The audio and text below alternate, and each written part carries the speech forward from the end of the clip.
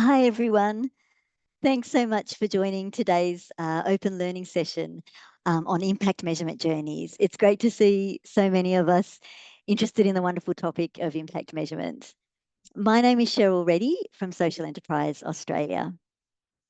We host these open learning webinars as part of the Social Enterprise Development Initiative, which is funded by the Australian Department of Social Services.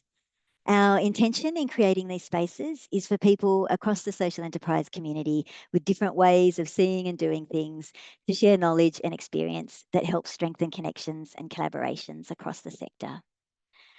Today's session is convened by the Social Good Outpost in collaboration with Eco Impact Group, Native Discovery and Taboo Period Products. And it's a real pleasure to be joined by Lara, Ishara, Daniel and Eloise in this Zoom room today. I'm really excited to hear more about your different experiences of seeing and doing impact measurement. Before I hand over to Lara, I'd like to acknowledge the traditional custodians of the lands, the unceded lands from which we're all joining today. I'm thankful to be on the beautiful lands of the Wadi Wadi people of the Dharawal language group, and I pay my respects to elders past, present and emerging. I recognise their continuing connection to the waters, skies and lands that we all have the incredible privilege of living and working on.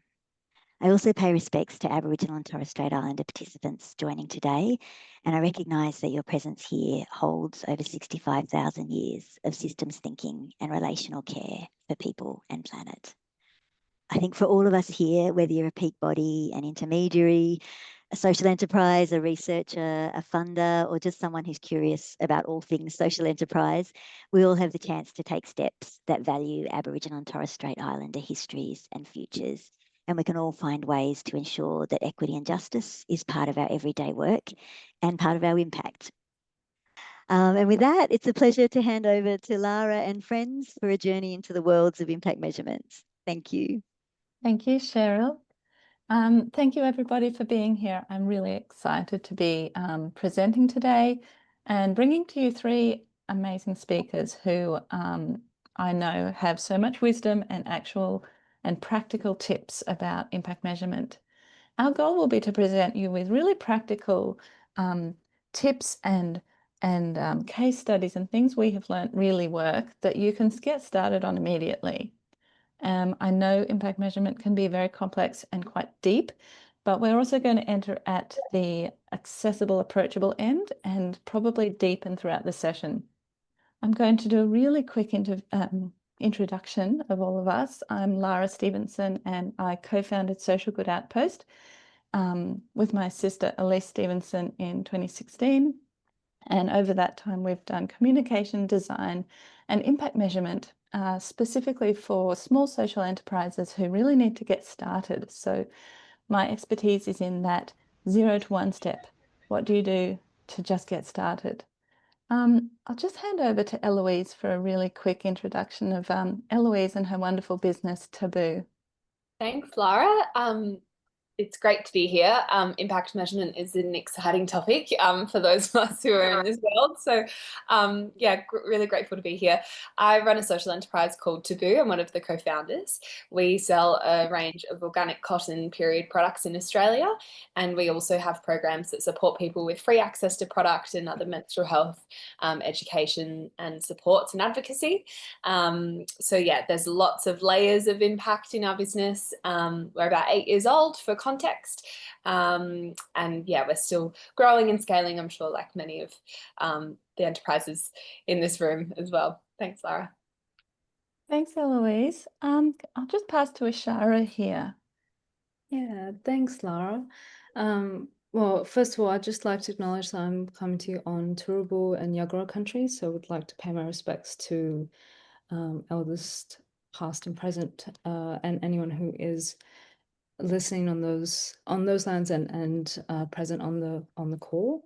My name is Ishara. I'm co-founder and human geographer of a enterprise called Eco Impact Group, and we focus on systems impact measurement and evaluation, and we combine that with strategy. So what are the strategic foundations for making sense of what you're evaluating and measuring, and then how do you communicate and storytell that in a way that's contextually relevant to your enterprise, your organization, your business, and that has what we call an echo, which is a play on our own enterprise name. So that's me.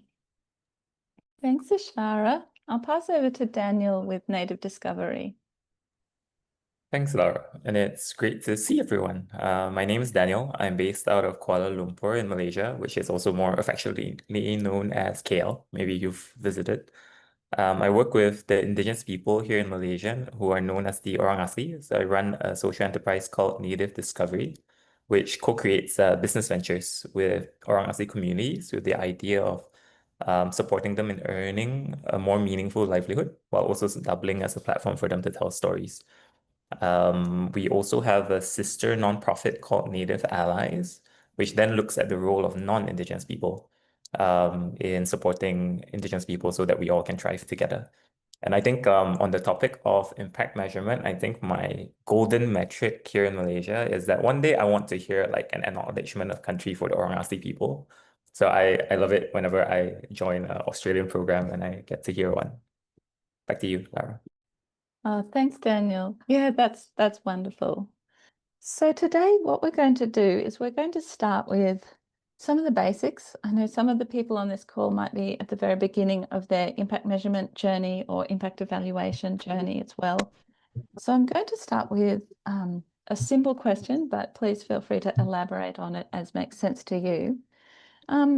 What did you find that it meant to really start measuring your impact? What was it something that you did that started delivering you results so that you could see the changes in that community that you were helping? I guess the journey that I've taken and that my team has taken with impact measurement has been a very organic one, and perhaps we didn't take any measurement of impact to start with. I suspect a lot of other enterprises might relate to those early years where you're just trying to make it work. So you're in the weeds of actually just building a business that functions and runs, and impact is absolutely at the heart of it. But measuring that impact was certainly not perhaps on our to-do list. It was the given that we did. It was probably when we started engaging with opportunities like grants or partnerships that we're thinking, oh, we should be reporting on these metrics that we know are happening, but capturing that data was just something that wasn't forefront. So yeah, perhaps our journey was very organic of like, oh yeah, well, we've done all of these, for example, education workshops. So we'd have to go back, I would go back into my calendar and add up all the hours that we've done with education workshops, and hadn't tracked that data in an official context, but have kind of receipts, I guess, to collect and add up. So yeah, maybe if this is an okay answer, it was very much as we went, and then it's learning along the way, which I think a lot of enterprises are good at, because we're solving new problems that haven't necessarily been addressed before. So yeah, I think organic learning is a natural kind of place to start. Yeah. Right. Thank you. Daniel, were you going to? Yes, I was. So I think like I took the opposite approach to Eloise, where I think I took the nerdy approach where I wrote down every single thing that I wanted to know and that I thought could be a potential indicator. And I think then I tried to measure it, which did not end very well. I think I realized early on that it should be something simple, and perhaps the organic way would have been better. So I think like so when we worked with Indigenous community members, we had this like onboarding process where we would ask them all sorts of questions, which I also found at the time to not really be effective, nor necessarily like dignifying in some sense. So I think like how it actually then shifted was we only started tracking some really key metrics. So like quantitatively, because we make payments and we always have full vision of that became something easy to track. And then everything really just became qualitative in nature when we think about like narrative change and so on. Of course, it's a bit more sophisticated now, but it went from like 20 different metrics to like 2. So that's kind of where we started. Oh, perfect. Thank you. Ishara, would you have any advice for anybody wondering what's something I can get started with? Oh, that's a big question. I would say, and I really appreciated Eloise and Daniel's answers to the previous question, because it's like a combination of how I've observed it stepping into the space as a practitioner, is that you either have enterprises or businesses or organizations that are just trying to do their daily work and make things work operationally, but then also have a mix of the purpose and knowing the depth of the work that they're doing, and also knowing, okay, maybe I'm a bit resource poor in actually doing impact evaluation as well, but know that it's really important. I would say from the experience of doing the work that we do at Echo Impact Group, a starting point is sort of doing an internal audit. Most of the time we have experienced the fact that those who are in social enterprises, or whether it be nonprofits or other types of enterprises, they already have the data and the stories with them, whether it's in quantitative or qualitative form, or even just talking to staff members or community stakeholders. There's already a rich tapestry of stories there, and that paints a picture already of how do you understand what impact your organization's already having. So sort of doing an audit in a way that isn't coming down from a sort of a compliance perspective, but really deep listening of what's actually happening in this ecosystem that I'm working in. And then from there, sort of backtracking of, okay, what are these stories telling us about what's working, what's not working? Does this align to certain goals or metrics that we have to adhere to from a funding or a reporting perspective? And then what goes beyond that? So I would say that that's sort of a starting point, is looking internally and deep listening. Yeah, and it's a good point that we sometimes know more than we think we know, or even if it's not consistent across every client or person we work with or beneficiary, the people, organizations often do have a lot of rich data about outcomes that we can start to shape and tell stories within the beginning while we're building up that that more quantitative type of or consistent history. So we're going to go into looking at different ways to sort of focus our impact measurement. Have you experienced one or two habits that have really helped you to start that habit, whether it's remembering to do a before and after survey, whether it's a check-in and check-out process, or a recurring ability to pick up data from the people that you're serving and helping? Have any of you experienced any habits or systems that have helped you to get this data gathering started and kind of grow in a consistent manner over time? Yeah, maybe I can start for this one. So I think like I always think of it from the perspective of there's like passive ways and then there are active ways. So for example, at Native, like a big metric for us is the amount of income we support communities in generating. And because most of that income goes through us from paying clients before they reach our community partners, then we always know that number. So it's kind of integrated passively into our work. And I find that those are all usually the most sustainable metrics to look at from the perspective of not needing too much effort. So things like the number of guests that we welcome, how many interactions we facilitate, we would always know that. And it's just a matter of like sitting down and doing your accounting on time. While for the more active ones, I think like, so for us, because we organize around entire communities, so we try to have like monthly community meetings.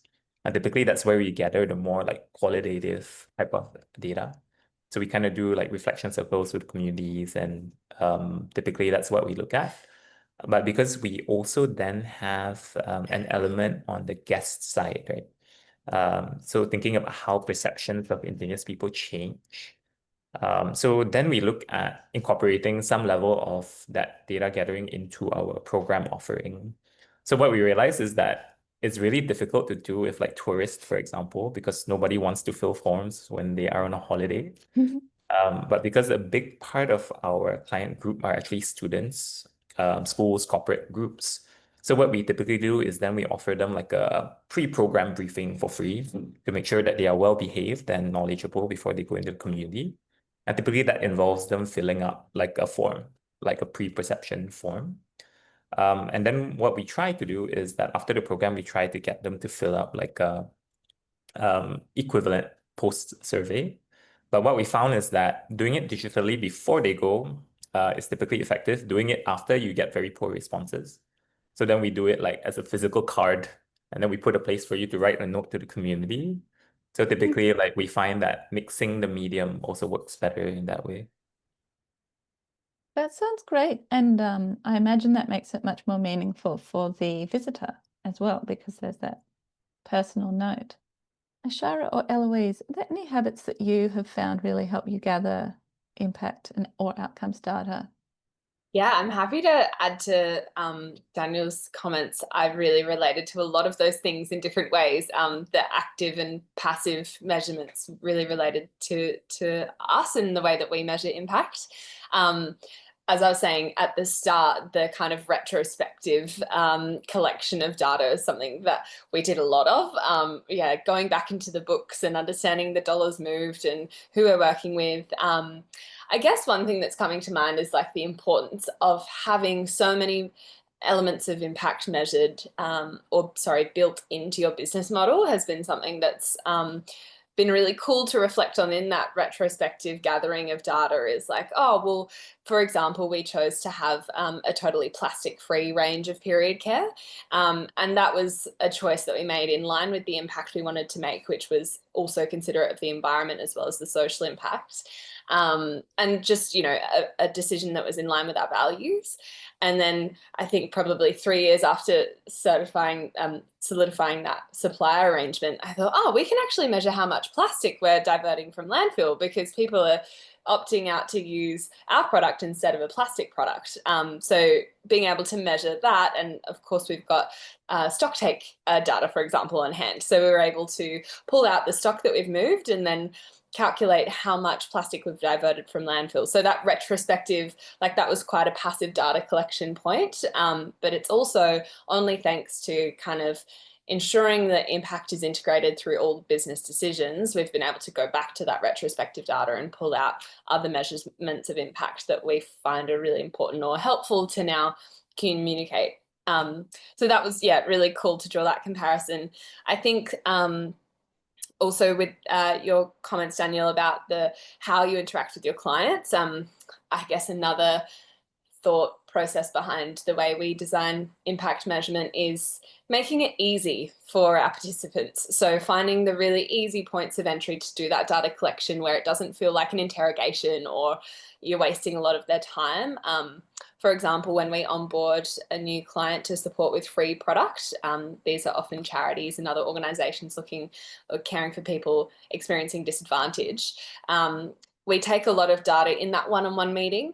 And so whilst it's more of a conversation style meeting, and of course there's consent involved in the information we're taking, writing down, but that's where we'll understand the demographic of the people they're supporting, how many people our partnership will support, and we're able to pull that information and then categorize it ourselves, but in that easy entry way where we're not having a meeting and then sending them a link to fill in and tick those boxes. You know, we can kind of do that at once and do it in a really meaningful way, because that data, whilst it's good to report on, is also just important to understand in that relationship building capacity. So yeah, really just integrating it in as easy a format as possible, which is probably more sustainable for our time as well. I love that. That's really personal, and you're learning. It's like a briefing and the data gathering. Yeah, thank you. Yeah, just really quickly, just to add on to that.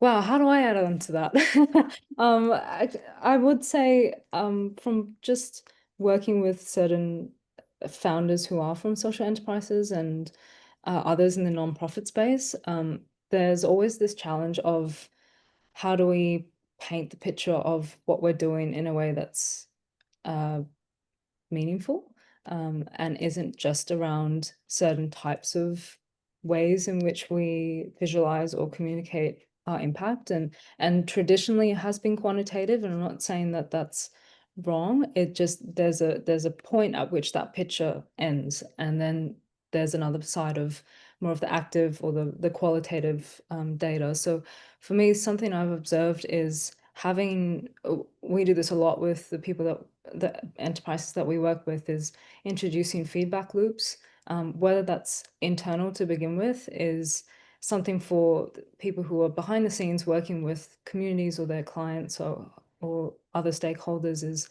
what sort of relationship, as Eloise mentioned, are you building, and understanding are you building, which is equally important. Not everything about impact has to be public or external.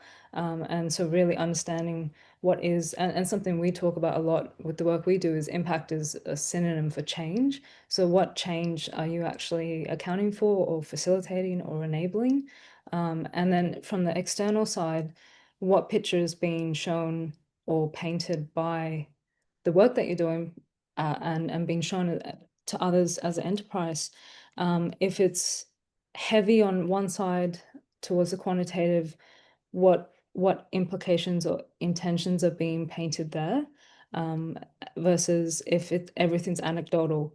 So finding that balance and knowing what processes you'll need to balance the type of data that you need to gather, as well as what's actually relevant to gather. Not every single thing needs to be accounted for. And so that goes back to, actually, as Eloise mentioned, what's relevant to your business model and to your impact model of your enterprise, what needs to be story told. And I know these are all questions and rhetorical, but as a practitioner, this is from an evaluation, coming and supporting businesses like this. This is what we come in and ask. And normally owners and executive staff and other people, particularly those who are working more on the service level, really understand what's relevant to understand the change that they're facilitating with their work. So it's a mix of what do you want to know internally, and what do you want to show externally, and what processes, quantitative, qualitative, do you need to complement that. And usually what we find is feedback loops help a lot around that, because you can revisit what worked, what didn't work, what needs to change, perhaps bring in different people, different perspectives to fact check and understand what's working and not working. Thanks, Ashara. That's a really good point you make about the what's internal and what's external. At least for social enterprises, we don't have to legally report externally. There's some reporting for accreditation. Nonprofits do have that reporting requirement, but I think we're still sort of gaining a level of sort of confidence and maybe capability to tell our stories more frequently and in more approachable ways. Like, it doesn't always have to be the yearly report. How can we tell it throughout the year? And at times where we've had an achievement, we don't have to wait 11 months till the next annual report to share that story. And we're going to talk about business and impact models in a bit, which I think is very important. But for the moment, how are you using, or how are you seeing people use their impact data to grow? And this might be, well, there's the obvious one, to get more funding. So you're telling people the outcomes to get funding. Have you seen that used well? Or of course, there's using that impact data to attract your clients or communicate with the outer world better about what you're doing, which can create more understanding and empathy and change sort of perceptions, as well as those direct sort of client links. Some people will be after paid clients, someone will be after funding, other people are trying to change perceptions in a community or a space. Have you seen any examples after that sort of introduction of people using data really well, or impact outcomes or storytellings really well to achieve something along those lines? Or you yourself, of course.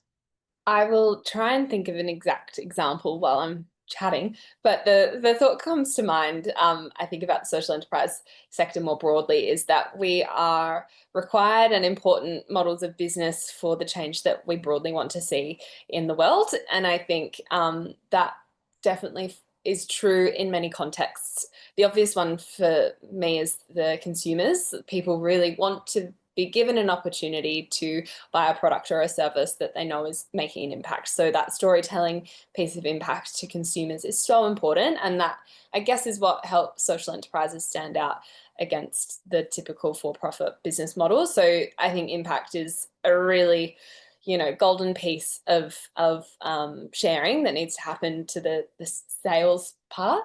Of course, partnerships and grants, and people want to know that the money that they're investing in you is making an impact. That's a really important and obvious point that you've already drawn out, Lara. The other thing that's on my mind, and maybe because I went to a human resources conversation last night at the University of South Australia, they were talking about the importance of growth and also connection and importance in the workplace. And so I think there's also relevance of that data collection for your internal staff, especially when staff are tasked with roles and jobs that don't typically see an outcome. Like if they're really in the data, or their activities are, sometimes mundane and repetitive, being able to communicate the impact that their contribution to that workplace is having is so important. And that creates a beautiful environment, an environment where people feel proud about the work they're doing. And, that's just going to make a healthy workplace as well. So, the external, so important, but I think as well there is that internal piece that is really valuable, and one that we're certainly working with, and making sure that those check-ins are frequent, and that we're taking that impact data and using that as an opportunity to celebrate the efforts that we've made internally. And you can share that with partners as well. So yeah, that's just a couple thoughts. That's great. If I can ask one small follow-up question, how have you communicated to customers? Has it been just on the packaging? Has it been social media? Is there some way that really you've got a good response from customers? Yeah, I think customers just want to know that the business that they're supporting with their dollar is making an impact. And I think explaining your business model probably does most of that effort, just knowing that, okay, we can hold that business to account on what they're claiming to do. And that's probably where a lot of the strength comes from. And then when you share the impact that business has been able to make, I think that's where the post-purchase kind of celebration comes, where people go, hey, I bought that product, or I've used that service before, so therefore I can feel proud about this impact measurement. So I think there's probably a couple of stages where impact celebration can come into play, and maybe that's more the customer retention aspect of like, wow, this made me feel good, because not only did I feel good when I purchased it, I felt even better when that company explained to me the impact that I helped contribute to. So really bringing people along with those multiple phases, I think, is important. And it's certainly not like a one purpose. People will also relate to different types of impacts. For example, we've got a category of customers who are really invested in the environmental aspect of the offering we have, and then another aspect that are more invested in the social. So, making sure that information is available so that people can, learn and find a place of relation in the way that's most valuable to them. Thank you. Ishara or Daniel, have either of you seen impact storytelling or communication used in a really effective way, either in your work or in your ecosystem? Yeah, at the risk of being a bit self-absorbed, I think at Native we've done some pretty interesting discoveries of our own impact metrics. So I think when we started off, the big metric we always anchored on was about the raw amount of income that we were able to generate for communities, and also by extension ourselves. And I realized that whenever we presented that as the core impact we created, it didn't seem very meaningful from an external perspective. Because at the end, it would be where, if you think about income opportunities, maybe putting Indigenous people through school so they can get a corporate job would actually be a better way of generating income for them. But I think what we found that was meaningful for us, which kind of changed the trajectory of how we look at things, was kind of the number of guests that we actually served every year. And that was important because it became an indicator of how many cross-cultural interactions we were able to facilitate annually. So for example, we do over 1,000 every year with our communities, unique guests. And what we found is that funders, for example, find that very interesting because there's no other similar operation like ours here in Malaysia, at least, that is effective at getting people into Indigenous communities to learn firsthand. And if you go into like a room of school students, like corporate people, most of the time, if you ask like how many of you have had an interaction with an Orang Asli person, it will be like one person. So I think like by using that metric, right, of number of guests, we were able to position ourselves as kind of the facilitator, right, like between communities, where it became for schools, if you want someone who has a particular narrative, who is a quote unquote expert at building this type of connections, then we would be your choice.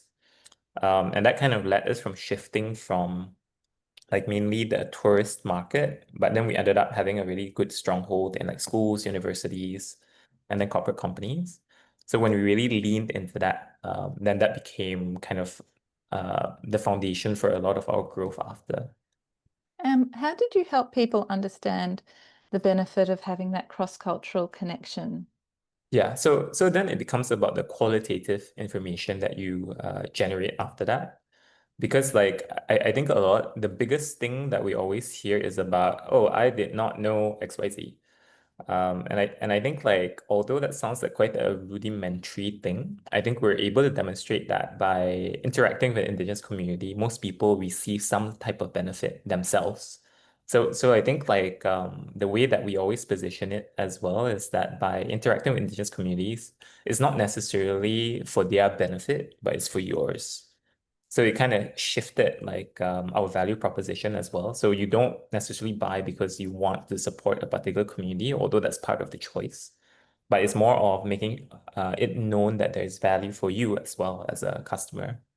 That's fantastic. I really like that perspective shift, especially in Malaysia, where you're saying that you're kind of a real front runner. And I think there's still also that opportunity here in Australia for us to keep learning from what we're all discovering. Shara, did anything come to your mind about seeing some good, effective communications to get funding or customers or change hearts and minds? Yeah, well, I mean, first, I'd like to recognize that both Daniel and Eloise come from social enterprises that are very good at communicating the impact that they have. And Taboo actually was an enterprise that I was looking up as an example a couple of years ago, actually.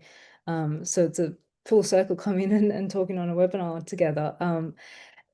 I would say, and to touch base on a comment made earlier about, Lara, what you mentioned about impact being sort of recognized through annual reports and that being a form of impact, that's one thing. But I find in my experience, and also talking to a range of different people across the social enterprise space now, with values and perspectives changing a lot around what impact is, what does it actually mean, and what do we do with it, is that annual reports are not enough anymore. So that's one thing that I'm seeing is shifting, is that there are, I won't name them all, but there's a range of different social enterprises that are seeing and actioning the shift from reporting from an annual report basis to what's my impact report and what are communication collaterals that I can take from that and storytell more consistently between a yearly or half yearly interval.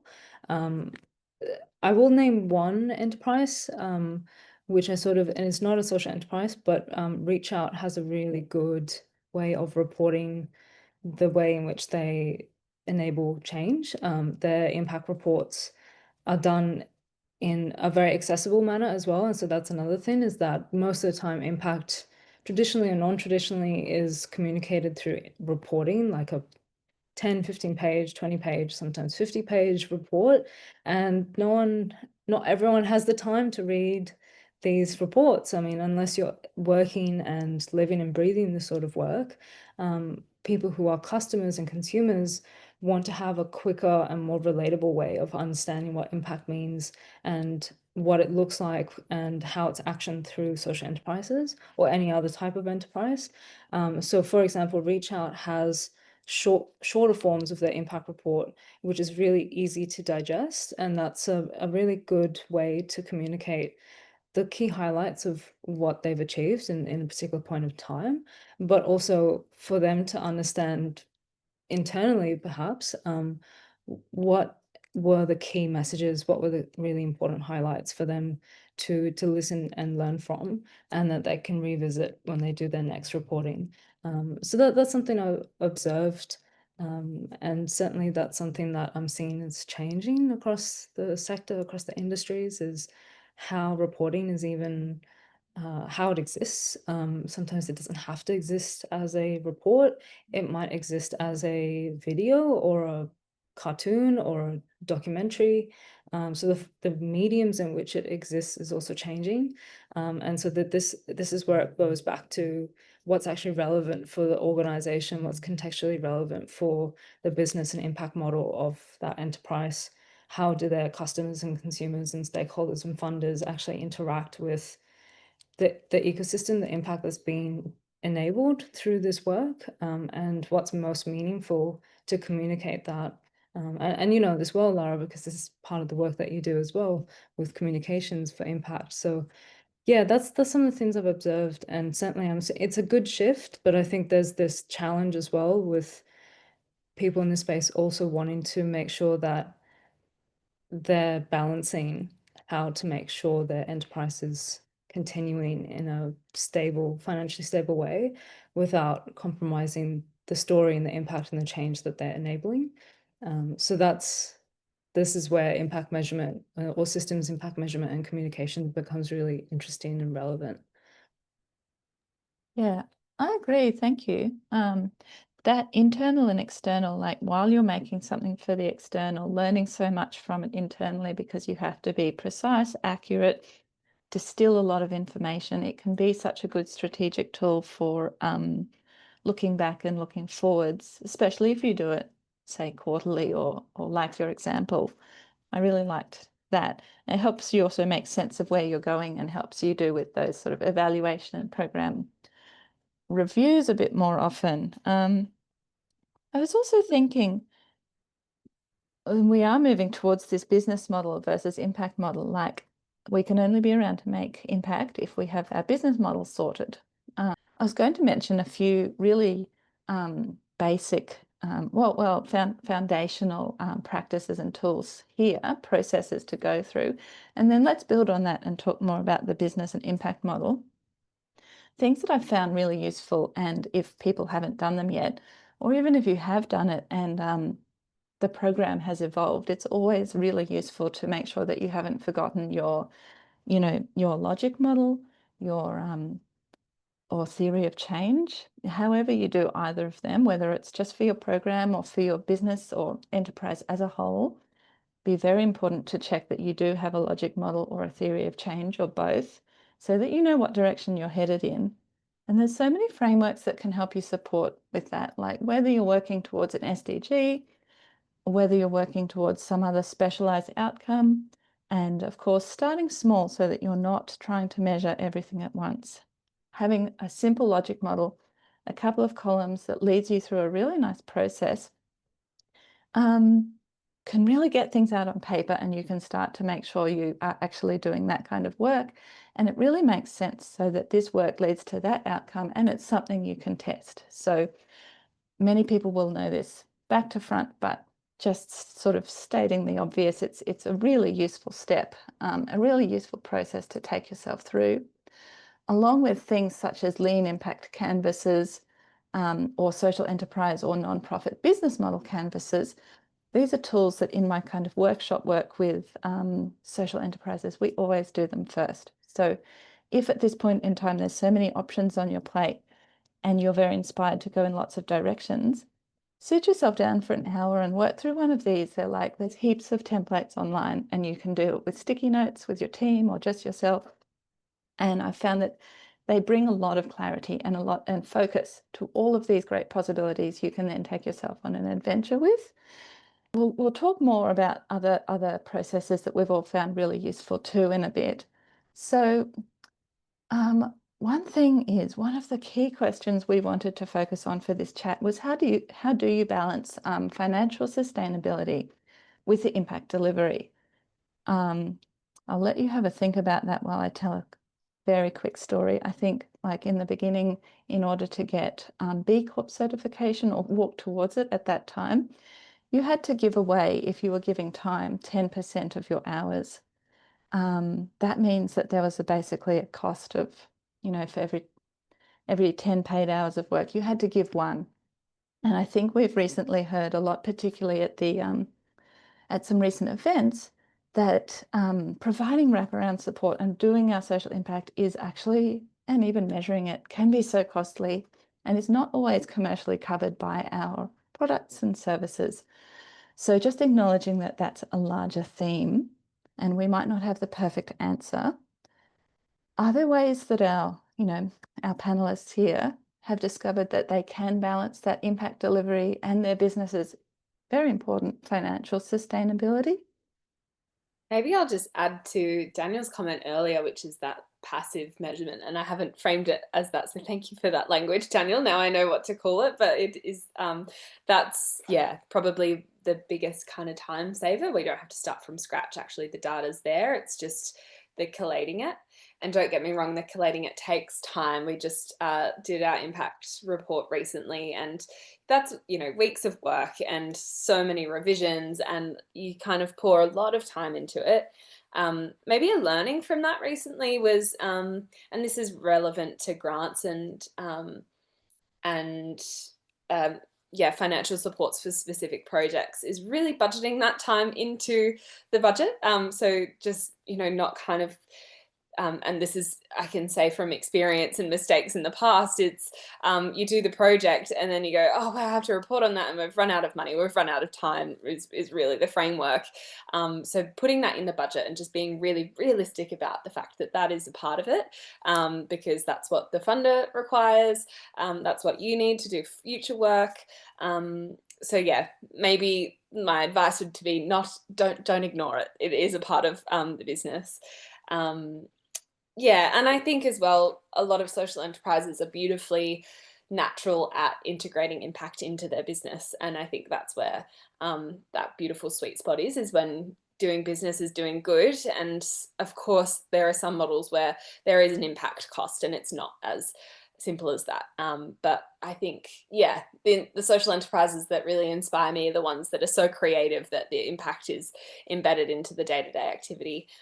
It's not totally dependent on, certain outcomes to see that impact happen. It just happens as the business. But yeah, the beauty of this sector is that it's so diverse, and that's a much easier statement to say than it is to do, and it's not for everyone. But yeah. And did you build that? Did you deliberately sort of build an impact model alongside your business model when you started out? Yeah, so when we started, and this is still true, we want to use all of our profits for ending period poverty. So addressing the inaccessible access to period products, the menstrual health education, and then also challenging policy to make sure that everyone has access to period products. That's where our company profits are committed. But I think thankfully, very early on, we realized that profit idea isn't going to come for years. And so what we did was we launched the Pad It Forward model. So we invited people to buy our pads on behalf of someone else at risk. And that meant that we had a mechanism that didn't actually cost us, in that those products were being purchased by the public. And we had that product to contribute to our Pad It Forward partners before we had a profit to really fund that impact work. So that's just one small way we integrated that opportunity to impact. We wanted to make an impact from day one, not have to wait till year 7 or year 5 to then find some money to run it. So yeah, and there are other little ways that we kind of integrated that impact through advocacy, making sure that a huge portion of our marketing and advocacy was through pressing policy. It was through delivering education, and making sure people had access to menstrual health education, rather than spending all our marketing budget on selling products. So there are lots of ways, and I think it is just important to have those canvases and those tools and just really think, okay, if this is my goal, how can I thread this in without necessarily putting the sustainability of this business at risk? Thank you. Thanks so much. Yeah, I suppose like for me, I kind of like what Eloisa shared. And if I were to add to it, I suppose like there are two things, right, that I feel like, at least in the Malaysian context, most social enterprises are taught like the Silicon Valley model of growth and expansion, right? Like that's kind of how we're educated, at least by the ecosystem. And I feel like that doesn't really work. Like it doesn't really lead you to focusing on impact, and you end up in this strange dance where you are earning money to do the work where the work is earning money, if that makes sense. Where everything is so contingent on profit. So I would say that it's typically good practice, I find, to kind of decouple like impact being contingent on profit, meaning that instead of saying that I will share 20% of my profit on this cause, maybe it's just bake it into like a revenue share so that it doesn't become contingent on that kind of metric. And I think the other is that where possible, although it does work in certain contexts, I would really like avoid like cross-subsidization models where like it's like buy one, give one, because then it also brings you back to that kind of same starting point. So I think like when I first started, a lot of it was like revenue, right? And I realized that, same conclusion that Eloise came to, which is if I do a profit percentage, it will be years before I actually start doing the thing that I want to do. So we kind of shifted to a like revenue share model. And I think because again, with that whole like Silicon Valley idea, there was a lot of pride, right, in the social enterprise sector about how you earned everything, right? You are a business, like that makes you legitimate. But what I found is by kind of splintering off to have a non-profit arm as well as Native Allies, for example, versus Native Discovery, it actually freed us from a lot of the drawbacks of needing to necessarily run strictly like a business, where we were able to kind of, if you think about it from a business perspective, I don't know what the legal landscape is like in Australia, but it kind of creates a separate revenue stream for people who purely want to invest in impact. And then we can have our business as usual. So we can kind of sustain our core activities through the business. But for everything else that is pure impact, we have a separate revenue stream. And I think for me, like kind of being able to do that was more like personal, kind of like overcoming the idea that I had to earn everything. And in a way, I earn everything, right? Like I still write the grant reports and blah, blah, blah. But I think like kind of it's also a form of diversification, but it allows you to focus. So I find like the hybrid model works well in that way, and kind of just integrating everything early on. Like it shouldn't be seen as separate. Thank you. That's a really great example to hear. And at least in Australia, it might be similar in Malaysia. There's that tax deductible status on the non-profit. Eshara, was there anything you wanted to add to that? Just to add to Eloise and Daniel's comments and their reflections is, oh, and I had all this time to think about it too. But and really, there's a few things that come to mind, and I'll be as succinct as I can in consideration of time. But and also just to reference, there was a previous webinar that was done with Our Race by Understory, where they talked about ethical storytelling. So there's a connection here, and I'll get to the point, which is when we've Echo Impact Group have done a collaborative project with Our Race that deals with how do you delve into systems impact measurement and evaluation and ethical storytelling, and make sure that your mission and your impact of your enterprise or your organization holds true throughout, whilst making sure that everything else is balanced, such as your finances and where you get your funding from. Everything is a commercial most things are commercial entities, even non-profits. They have to make a profit somehow to be a non-profit. So it's one of those things where do we get the money from? Who do we get it from? Who's aligned with us? What are our values and what are their values? And then what is the quid pro quo around it? What do I need to do to receive the money, and what do they want in return? And so to Daniel's point about this whole Silicon Valley sort of modeling and how businesses are typically encouraged to be set up is that, and particularly I'm finding this particularly in Australia, is there is a level of, well, we need to apply for grants and funding in a way that makes us sustainable financially, commercially, but then certain requirements also then around reporting, around communications from funders can help shape the way that impact is perceived and valued of social enterprises. And it's this is not coming from a negative lens, but what ends up happening is that over time, and we've experienced this, we've been approached by various different social enterprise founders who have come to us and said, look, I really want to change the way in which we storytell our impact. We're telling it in a way that's using certain tools such as social return on impact and finance-based modeling, which is great, and it's introduced us to a number of different funders and a number of different funding pools, but it's not the story and it's not the purpose of why we exist. We didn't exist, we didn't create this business to make profits just for the sake of profits. We created it to solve a social issue or a social challenge, and that was why we started the business. So they're getting to this crossroad of how do we ensure that that story is being held true and is at the forefront of the conversations that we have with funders or the applications or the relationships, without compromising that relationship of building capital together or building some sort of investment relationship.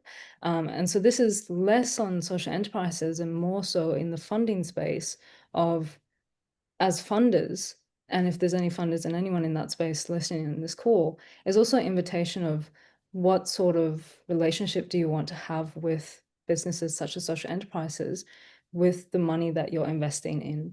What does investment actually look like? Is it getting money in return, or is it getting a particular type of change that you're facilitating through the injection of capital? And so that's inviting a different way of funding and funding streams, which social enterprises are very, very well set up to help with that transition.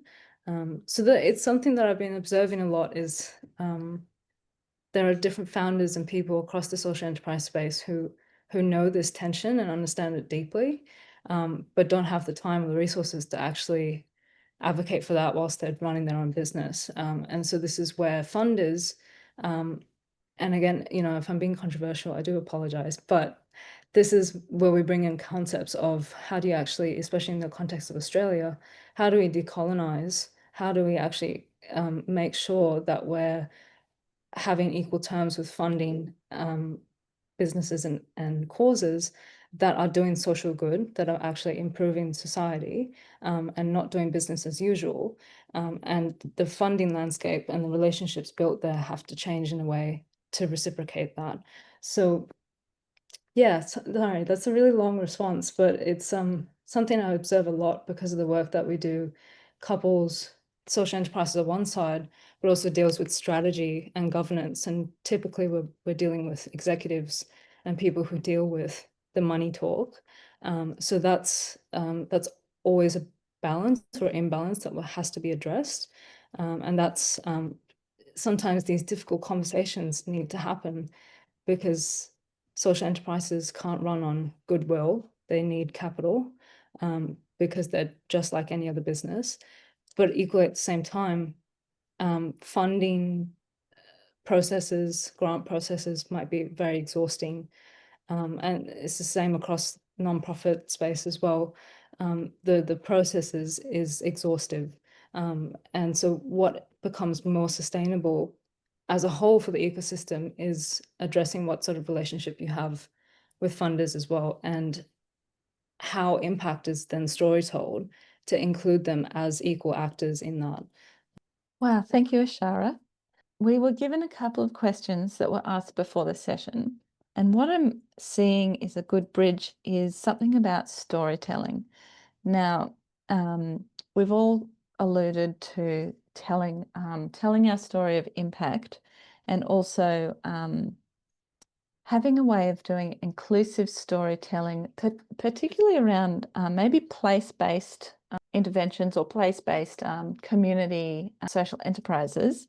But storytelling also as a tool that really does help connect the different stakeholders in our ecosystem, and is often a tool that we really need to use in a grant.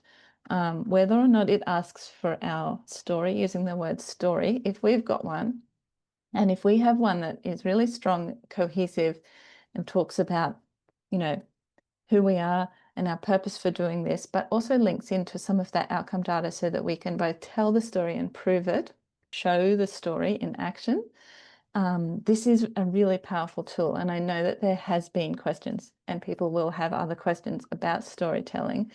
Shara, if you don't mind, would you be able to chat to us a little bit about how you've seen storytelling used well, or just examples of where you feel like storytelling has been very effective, or ways people might be able to use storytelling? Yeah, look, there's been some people in the chat that have also mentioned it, but I will mention again Our Race that does do work around ethical storytelling. And you know, enterprises like digital storytellers that provide the tools and the framings for social enterprises to understand theory of change and what they need for storytelling. I won't name a few others, but there are a range of different Indigenous social enterprises and Indigenous owned and run consultancies that are very good at this, because storytelling is part of their core being. And so they know how to storytell what they need to storytell for their social enterprises or for the people that they work with.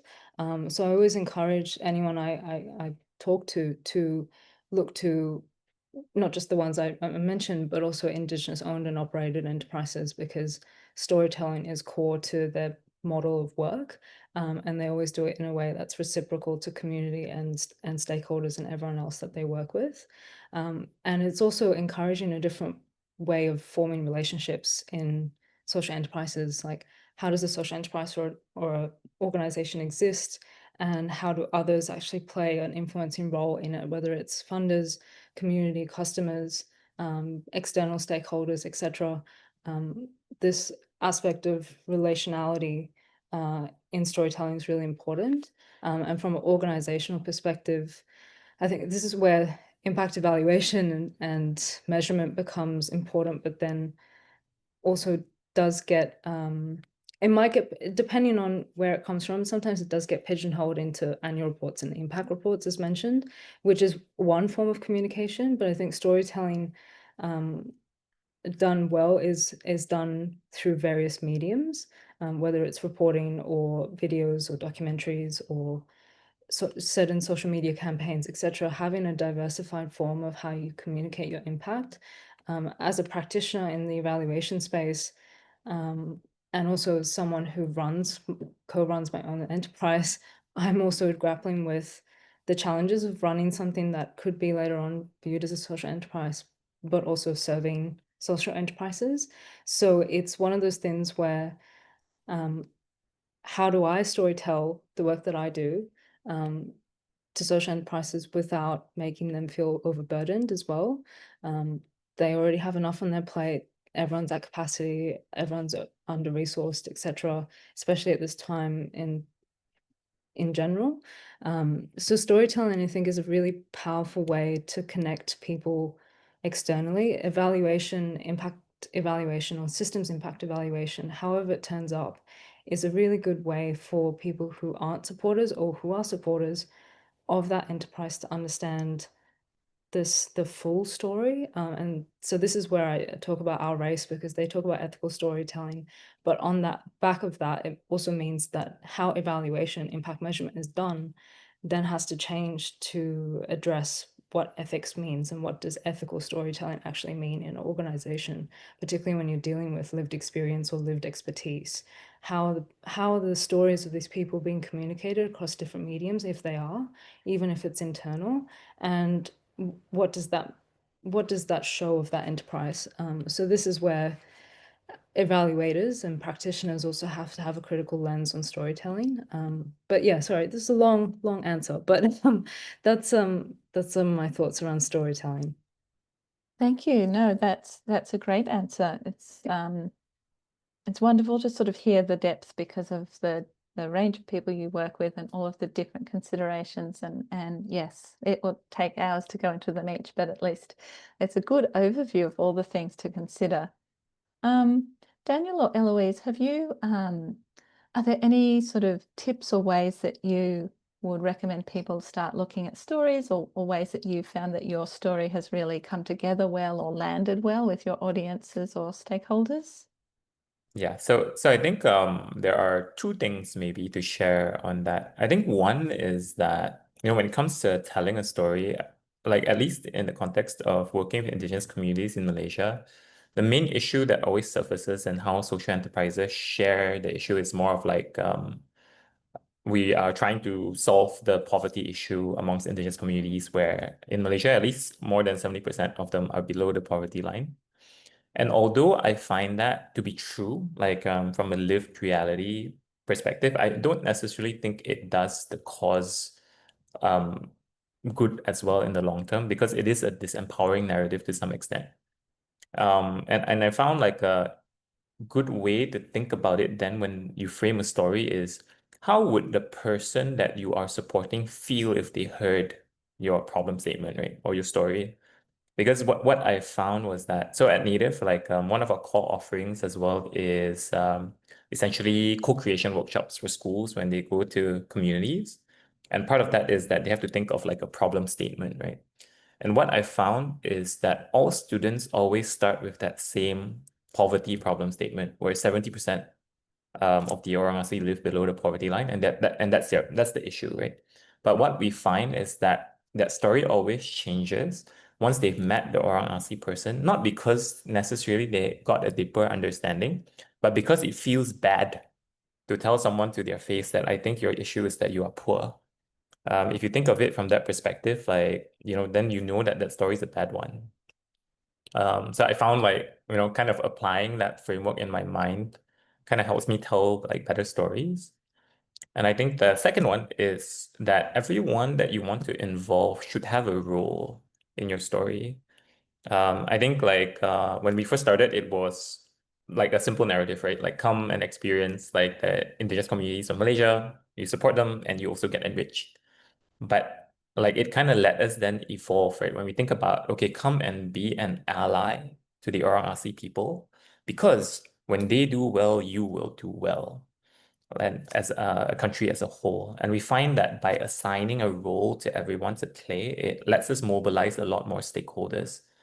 So for example, it went from like, okay, people buying because they think we are good guys, to, for example, like institutions like universities, for example, would sign MOUs with us committing to Indigenous allyship, right? And how does that look like? That looks like when I do a research paper now, like I want to make sure that the Orang Asli are not treated as research subjects.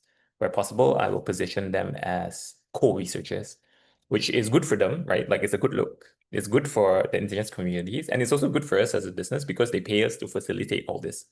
So it's everyone has a role, everyone has a win. So I think by crafting stories in that way, then typically it's more effective. I love that. What a beautiful example. Thanks for sharing.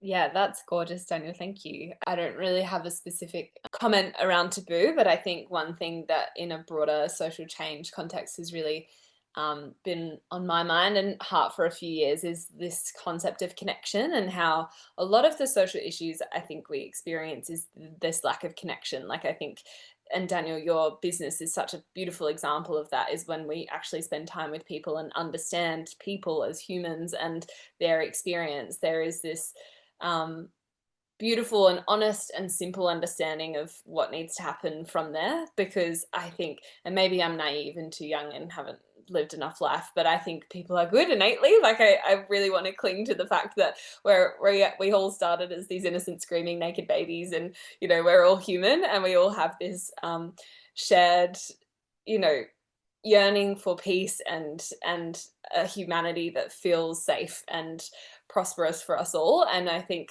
when it comes to storytelling, that's where this focus should be. And I think we sometimes fall into getting really complicated about it. And I think the most effective storytelling that I've experienced is through that just sharing of story, but in one that humanity is at the core. It's not about the design of how that story is shared. And you know, I always come back to art and music and film. Like that's such a powerful place for us to meet together, because they're often just such human stories where we find that shared connection. So, and I think that's why people are drawn to social enterprise as well, because we've led with the humanity and we've led with the why. And I think if we end up getting complicated and confused about the story we want to share, I think we need to come back to why does this social enterprise start to begin with? Where's the human pull that made us give away, you know, secure jobs and dive into this world of solution making? Like, why did we end up there? What's the human pull there? And, you know, where do we share that evidence in that way? Yeah. Thanks, Eloise. That's such a good point. And we don't often get reminded in all of the tools and frameworks that you know, really emotional connection is what changes people's minds about things, or allows people to buy into something or understand something and have empathy that they didn't prior have that, rather than pure numbers and data and all of that stuff that we also want to collect. The storytelling and that emotional connection and that human to human connection, whether or not you have crafted that story for hours or you just say something in a conversation to somebody, that is part.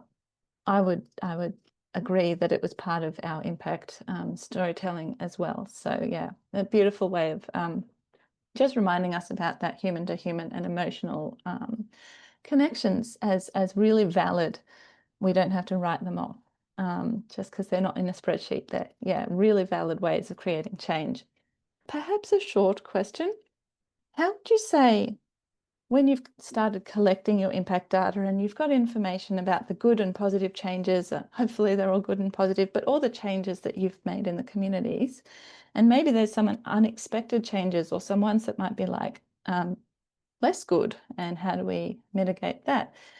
How do you use that data to sort of improve your program or service, or planning your business strategy and evolving over time? Are there any examples where you've used data you've collected and put it into your business and fed it so that you can improve and perhaps improve those statistics? One of the really practical things that we've started implementing in more of a systems context is just really frequent check-ins. So like, you know, it's just such an easy thing to forget to do. At least it was for us, in that like all of a sudden 6 months has passed and you haven't really sat down to evaluate how you're going. So that's what we've started to do, is actually just putting it in our calendar, these check-in points to do that evaluation. And I think for that to be effective, it's again simple and kind of a soft skill, but you just have to have an open mind to change. I think it's really just important to voice, because I think we get really stuck on this idea of this will work, but actually it's way more effective to just have an open mind and be ready to go, you know what, we got to change this, and you know, put the excitement aside and just dive into, you know, solutions. So yeah, it's a really practical and maybe simple thing, but I think I've seen, you know, and I was there too, but a lot of social enterprises, I understand, you know, just get really hold on a bit too tight onto the how. We can be open to be influenced by the data. I think data doesn't lie in a lot of ways. So yeah, just taking it honestly and being able to kind of look at it head on. It's a pretty important thing to do. Yeah, for sure. Thank you.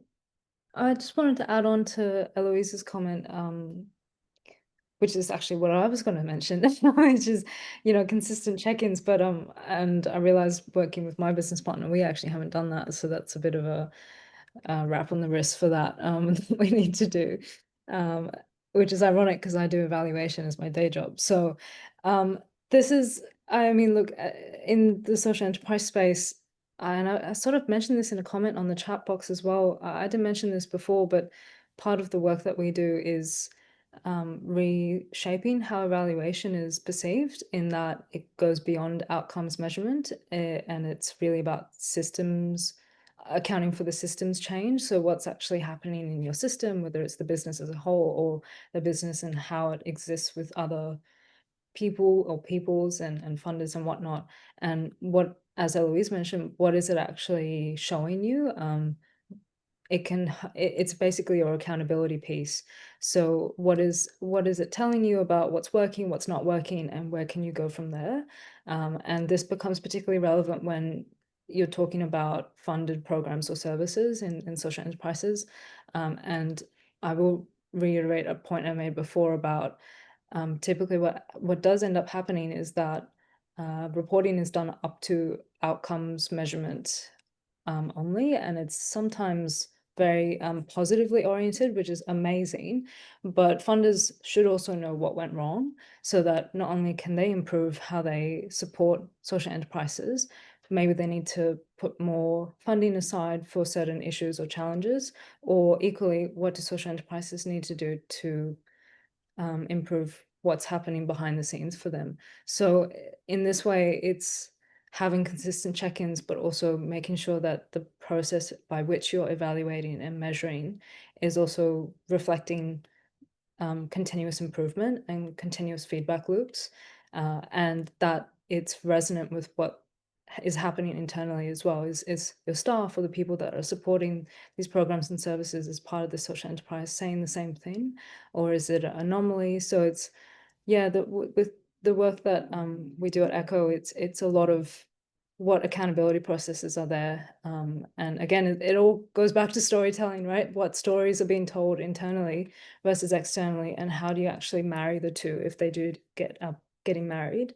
And how do people who are part of that, whether they're funders or consumers or customers or whoever they may be, what role do they play in shaping that story?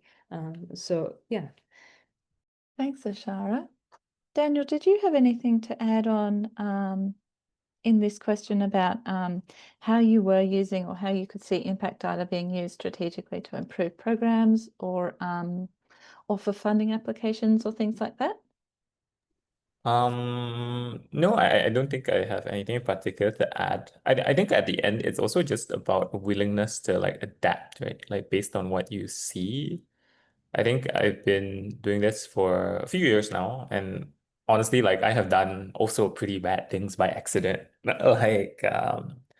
the sense where for example, when we first started working in communities, that we kind of indirectly did things like support elite capture, where it was convenient to work with one individual.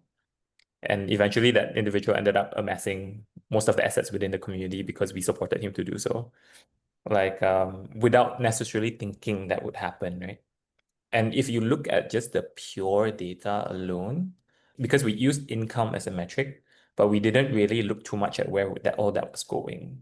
I think that another framing I learned recently is that there's cold data and there's warm data, right? Like cold data is like all the numbers and stuff. And warm data is actually like lived experiences, stories. And I think at the end, it's true, right? Like it's as simple as frequent check-ins. I think at the end, that's where the magic happens. Because I think as our operation grew more complex and we kind of spread ourselves across more communities, it became really difficult to keep a real pulse on all these things. And I think at the end, when you hear this happens as well, one part of you is like, oh, but things are working out, aren't they? For us, at least. But I think you really have to look yourself hard in the mirror and, decide that what's important to you and being willing to reset when you need to. So yeah. Yeah, absolutely. Thank you for that honest sharing. I can see there's a question in the chat about, I'm going to generalize it. I think it's something that we all do face where we're creating a product or a service, in this case, a product. That product is going out and hopefully changing people's lives for the better. But how do we know that that is happening? Because those people might not tell us, and we might not know who they are because it was sold through an intermediary like a shop. And I've experienced that too, in a way where I knew the person I was creating the change for, but the change I wanted to create for them was to do with their financial situation. And that wasn't something I could really follow them up and ask them about. So we're kind of looking at how do you know impact is happening when you can't maybe directly see it. So when it's going out, although you could definitely allow people to sort of scan a QR code on your product, no matter what it was, and tell you feedback and say how it's improved their lives. If they never do that, you've got to look at that situation of what proxy or what indicator can we look at which tells us that our desired outcome is still happening. So, I mean, for women running a business, having more financial independence, for instance, a proxy for that could be, are they still running their business? Or is their business their sole source of income? Or have they been able to transition from full-time work into part-time work plus their business? Or, you know, there's many different indicators that might sort of point towards that change that you're hoping to find out. And something else I might suggest is doing for a game, we'll try and generalize this a bit, but you could do like play testing or focus groups with different types of people that you are trying to, want to help, and gather the kinds of changes that they experienced from it, and try and ask them what the most significant change was. And through gathering this kind of in controlled situations where you're present and knowing what kinds of changes that they did experience, you may be able to marry that up with your logic model and the changes you want to make, and see, at least does it match, and then have a look at, okay, if I can't measure that stuff, what can I measure? What's in my control to measure? It might not be that you can measure the thing that you thought you wanted to measure, and it's kind of hard to talk about generally. But hopefully that's some ideas. I might chime in really quickly. Yeah. I can really empathize with the wanting to find information that's not easily measured. For example, we have programs with free access to period products, and we know that when you can't access period products, you're less likely to go to school and work, your financial security is more strained. So there are these outcomes that we know will come from the easy access for people to access period products. I'm thinking of one trial we did with the City Council where people were able to access product for free. I guess if you're in the context of the consumer, you go to the bathroom and you're able to access a free pad. And I think in a consumer perspective, you might not necessarily understand the positive impact that that will have in the categories of which we understand. And with this trial, we had a QR code on the poster where people were able to give us feedback. And we got some great data because we asked really specific questions about the outcomes that we predicted. And so perhaps there's a note there of like, if you expect that XYZ is going to come from using this game, be quite direct with those questions. So for example, we said, did this access to product like ease the financial constraints of your week? Were you better supported to go to school that week? So we had really specific questions, and of course people responded saying, oh, you know, I don't go to school, that's not true for me. But there was another question about, were you able to go to work, and would you have otherwise not been able to? So they're really specific things that, yeah, perhaps they didn't understand that that's the impact of that product. So yeah, being a little bit you know, outright in the data you want to collect might be helpful, like really putting those indicators in place.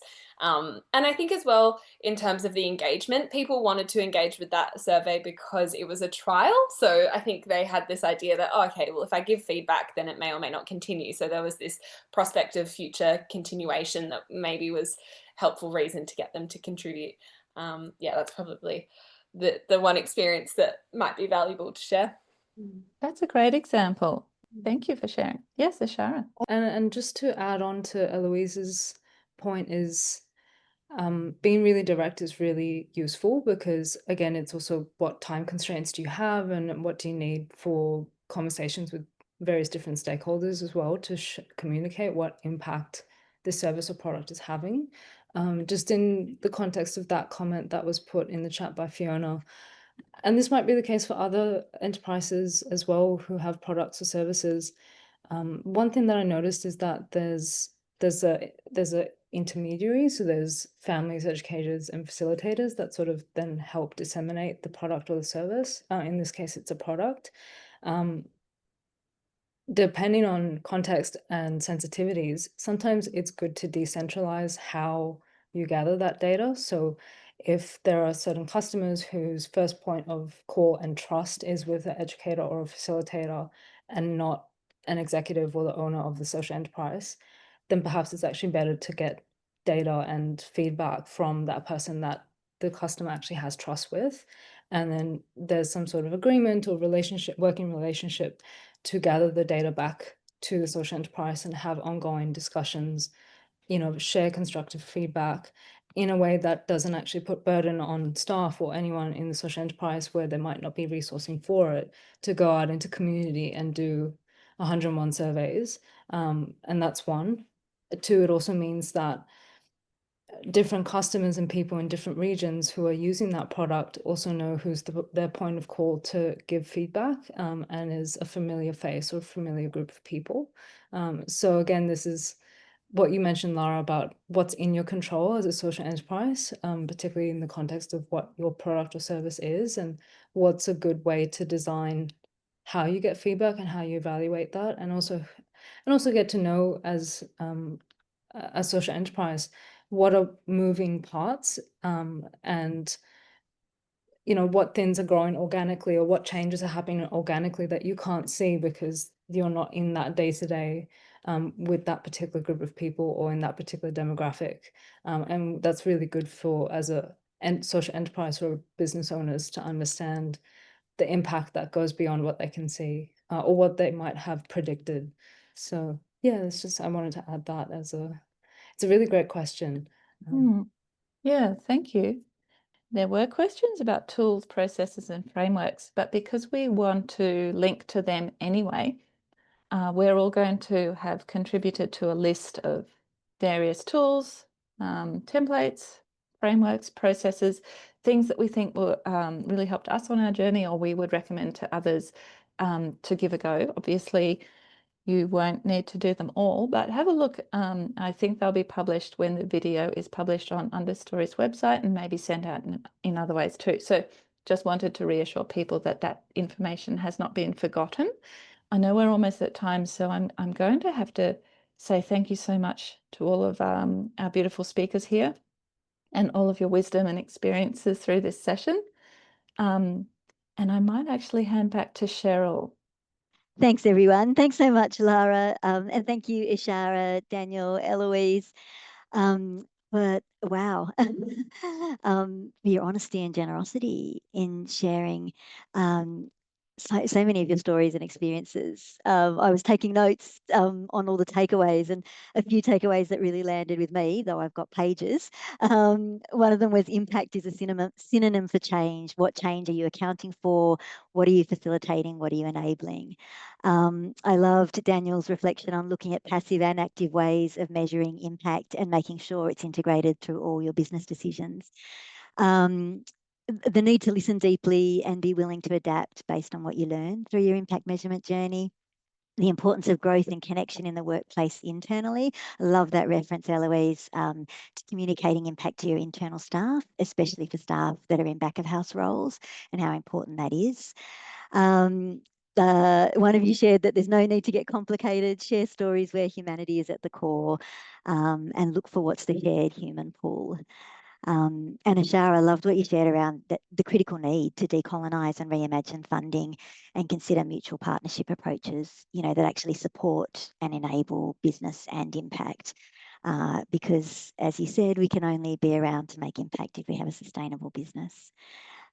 So huge thanks to all of you for your time, your expertise, your absolute generosity, mountains of gratitude for the gold that you've shared with us today. I would like to thank everyone who took the time to join us online today. And I'd also like to thank the Australian Department of Social Services who are supporting the development of these learning communities as part of the Australian Social Enterprise Development Initiative. Thank you too to the Social Enterprise Australia crew behind the scenes that make these communities happen. And I invite everyone to check out Understory for upcoming open learning webinars. We look forward to seeing you all at our next session. Thanks, everyone.